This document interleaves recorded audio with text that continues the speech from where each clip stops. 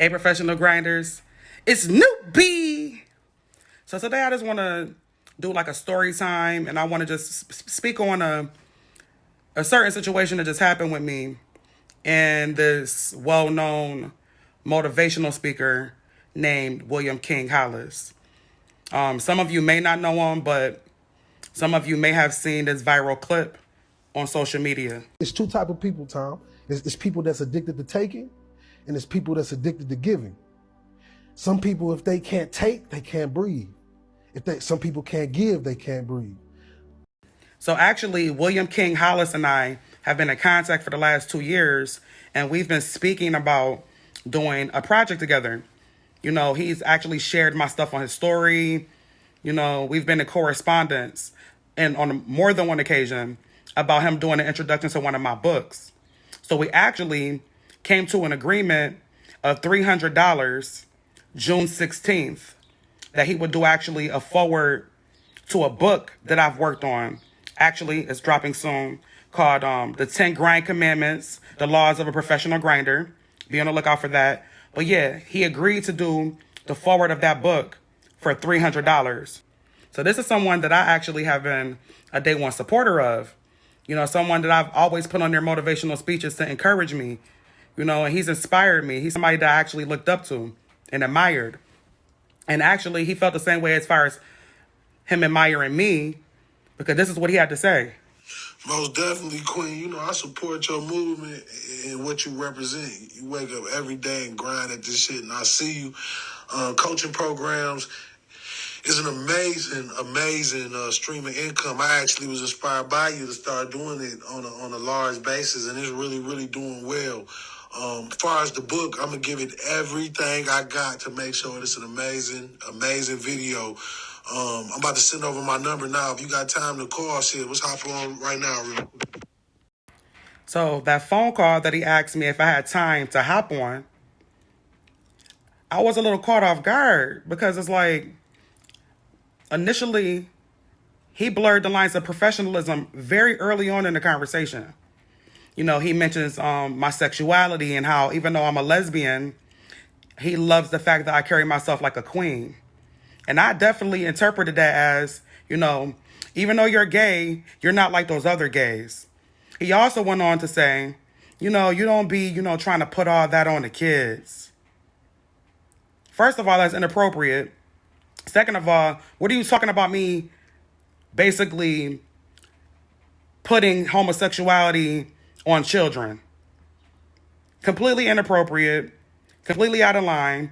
He also was saying how, you know, we should do future business deals together. He said I should let him do the commercial to my energy drink, and that is fire. He mentioned that we should do a mental health event in my hometown, Buffalo, New York, and how he needs a show right now.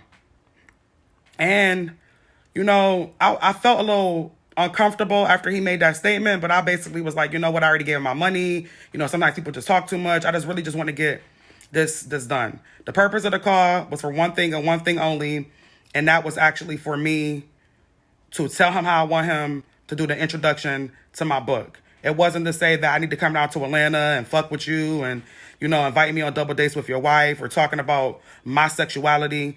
It was about one thing and one thing only. So I actually told him how I wanted the book.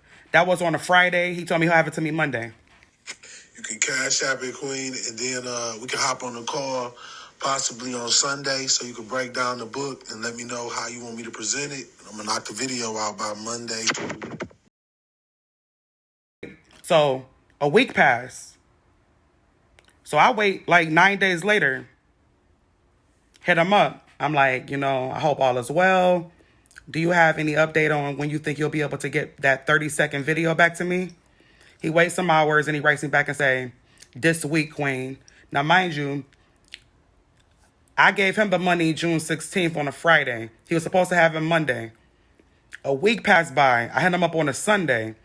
So Sunday's the start of a new week. He's telling me basically he's going to have it for me sometime this week. Another week passed. I don't hit this man up. There's no pressure. I was a player.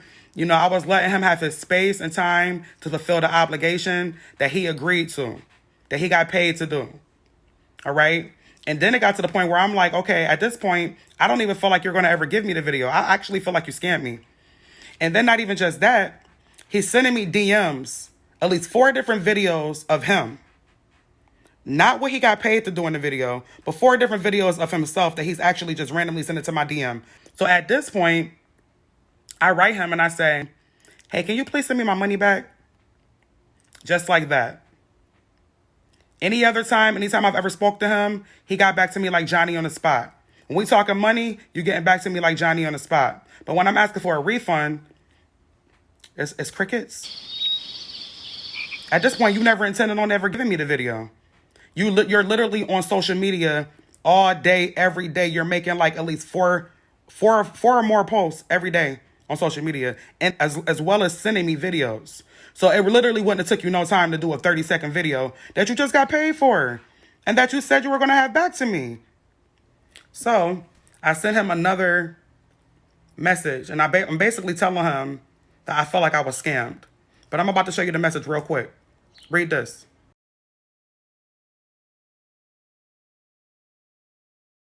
And here was his response hours later.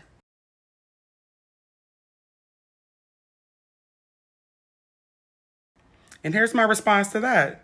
And I was very respectful with it. There was nothing disrespectful about me speaking my mind and speaking about my experience and how you're unprofessional, sir. But here's my response.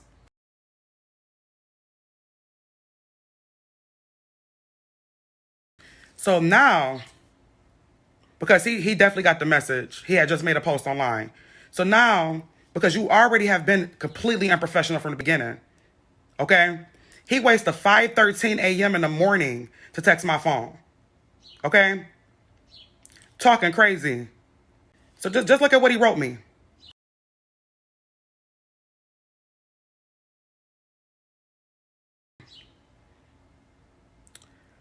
So you're a $60,000 speaker. People pay you $60,000 to do public speaking, right? But you're doing coaching calls for $200, but you accepted $300 from me for a book forward. I highly doubt that. But the fact of the matter is that I paid you for a service that you agreed to, that I have all the documentation of you agreeing to it. You even stated that you would give me a refund or I could take a video, and I declined respectfully. I no longer want to do business with you. You already showed that you're not a man of your word. I can't trust anything you say. I already missed deadlines, so I'm going to wait further? No, sir, please just send me my money back respectfully. My best regards. And guess what? He blocked me. I texted him from one of my other business numbers. Out of everything I said in the message about the unprofessionalism, you talking about spreading homosexuality to the children, this is what he texted me.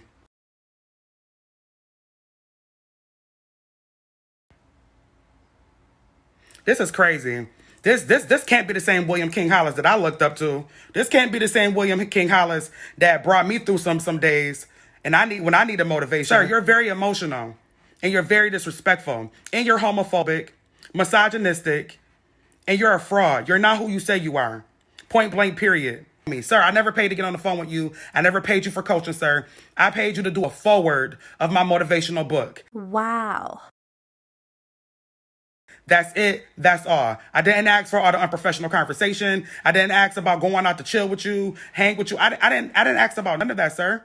After I went online and said how I'm going to expose this story, then you unblocked me and threatened me that you're going to have your lawyers